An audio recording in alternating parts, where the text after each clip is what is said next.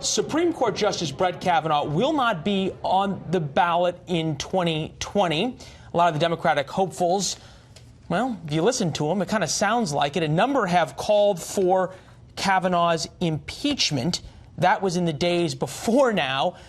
New calls for President Trump's impeachment because of this alleged phone call. And with that, we bring in Michael Knowles, host of the Michael Knowles Show. Good to see you, sir. Thanks for waking up early on a Saturday in California. As you watched that exchange between Biden and Peter Doocy, did that seem like enough of an answer? He made two tactical errors. I mean, it's a day of the week ending in Y, so Joe Biden is going to make tactical errors. But he went on the record and said that he never spoke to his son about any of his foreign business dealings. If you believe that, I've got a bridge in Brooklyn to sell you. There is no way that that is true, and we're going to find out if that's true, I suspect, in the coming days. The other error he made is going on the offensive here, because the Biden campaign does not benefit from this being in the news. The Biden campaign does not benefit from investigations into President Trump's phone calls. Well, so the contrapositive of that is that President Trump does benefit by it being in the news, and by him in the Oval Office last night, as Ellison Barber was talking about with the Australian Prime Minister, saying essentially, I'm not going to talk about this, but you need to go investigate Joe Biden, which is saying the quiet part out loud.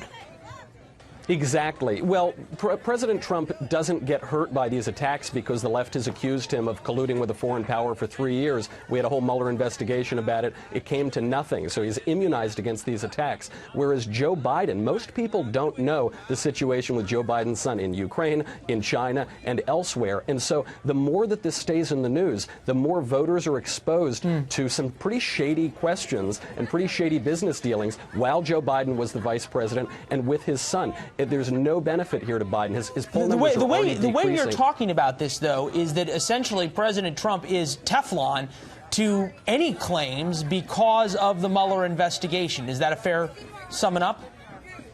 He's been the Teflon Don his whole life, but he's certainly immune to these accusations of colluding with a foreign power. He's immune to much of what we've heard for the last 3 years. Now, you can say that that's fair or unfair, right or wrong, but that's how it's playing politically. People think there have been a lot of unfair attacks on President Trump, and now I think the light is going to turn on Joe Biden, because any attack you can make on Trump, he's dishonest, he's old, he's colluding with a foreign power, you can make that attack doubly on Joe Biden, a major error today for the Biden campaign. Well, we will watch that news that you picked up on as well that Peter made about him saying that he never talked to Hunter Biden about his overseas business dealings. What you're talking about, perhaps, Michael, goes a little bit to the motivation. Who's going to be more motivated to come out to the polls, conceivably, if it is a Biden-Trump race and Vice President Biden is successful in winning the nomination? We'll take up the latest Fox News polls. Motivated about voting in the 2020 presidential election. Democrats, 69% of them are extremely motivated. Only 63% of Republicans extremely motivated. Problem? Well, it's still early, and the Democrats still have to pick a nominee, so I take a lot of these polls with a grain of salt. But I think if you want to see those numbers change and you want to see Republicans get much more motivated, then keep Brett Kavanaugh in the news. Keep foreign collusion in the news. The Democratic Party broadly is repeating the exact same mistakes. They haven't learned anything from 2016. That Kavanaugh incident, when they tried to assassinate his character, completely motivated Republican turnout, particularly in the Senate. Yeah, you're talking about the New York Times story that came out on Sunday. Since then, there have been a couple of the 2020 nominees, not Joe Biden, notably, who have called for Kavanaugh's impeachment.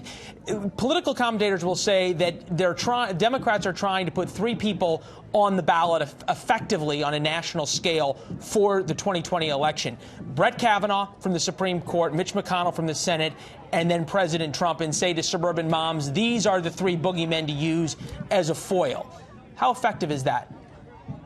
Well, there might be some political opposition to Mitch McConnell or Donald Trump, but relatively, Brett Kavanaugh is a very bad person to put on the ballot if you're a Democrat, because what they thought in 2018 was that you were going to get a wide group of women who opposed Brett Kavanaugh because of completely baseless attacks that he was some sort of sexual assailant. What you got instead were a lot of women who said, gosh, I don't want my husband's or my son's or my father's life to be ruined based on completely baseless smears that are spread even in the pages of the New York Times. hands. I am certainly hoping that they put Kavanaugh on the ballot. I think it'll be a good election for conservatives. Oh, noteworthy to that end how Vice President Biden held his punches in terms of the latest Kavanaugh accusations, did not go down the road of some of his other 2020 hopefuls. Michael, good to see you. Appreciate it as always. Enjoy the rest of the weekend, sir.